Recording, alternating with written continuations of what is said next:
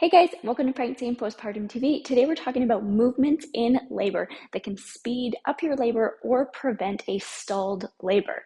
So having a stalled labor or not progressing fast enough can be one of the most common reasons for a C-section.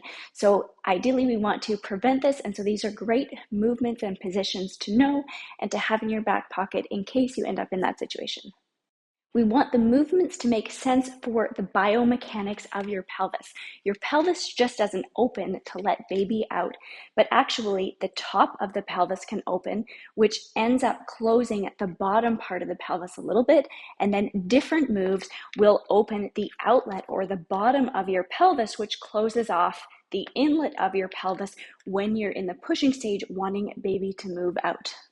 For early labor, we want to use external rotation of our thighs, which means knees apart and ankles together. And we can also do pelvic tilts and then rounding out through our lower back. This is also going to help open the inlet to the pelvis. So if baby is floating here, we want to open up the inlet to help baby move to the next station, to the mid-pelvis. And we also want to keep moving. So about every 5 contractions, you can move to a new position. So you could use positions like butterfly. If you have an epidural, you could be laying on your side and have your knees open with the peanut ball. You could also be using positions like sitting on the toilet or using a squatting position. Also, you could do all fours with your knees apart as well. As your baby moves down to the mid-pelvis, we kind of want to wiggle baby through, and we can start using asymmetrical poses, or where one leg is forward and the other leg is back. So you could add in some things with lunges, for example. You could also be leaning over the bed or a birth ball, keeping your front leg turned out, being in this asymmetrical pose. And then every 5 contractions, you could switch to the other side or switch to a new pose. It's hard to know for sure without an assessment if your baby is moving into your mid-pelvis. So as you get farther along, you can start including more of these asymmetrical poses. Also feel free to get up to use the bathroom if you're having an unmedicated birth. Emptying your bladder is going to make sure that that's not taking up space for the baby to move through. Also, hands and knees is a great position to do pelvic tilts, and you can follow your body's intuition on where that feels good.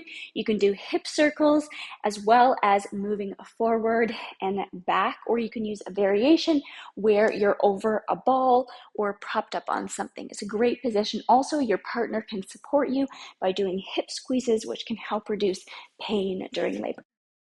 One clue that your baby may be mid-pelvis is if you're starting to feel a little bit of rectal pressure during some of your contractions, but you're not feeling a strong urge or overwhelming urge to push quite yet.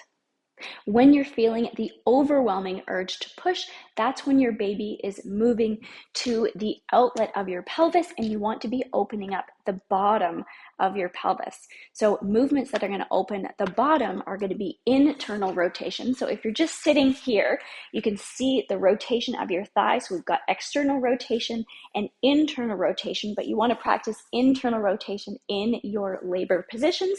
So if you're on your hands and knees and you internally rotate, your knees are going to go together and your ankles are going to go out.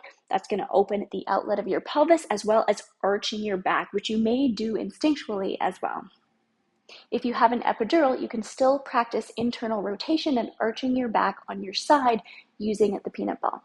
It's helpful during pregnancy to practice and become familiar with a lot of these poses. Of course, we practice them in a lot of my workout classes and yoga. And of course, I will keep making them every week. If you like videos like these, subscribe, hit the notification bell, share this video out with another pregnant friend or pregnancy community that you think would enjoy it. I also made an easy printable with these poses on it to help you remember it. If you want those, you can go down to the description box below and grab it. Thank you so much for joining me today. I'm going to link to the whole pregnancy yoga workout playlist. You can save it and come back to the different workouts whenever you like.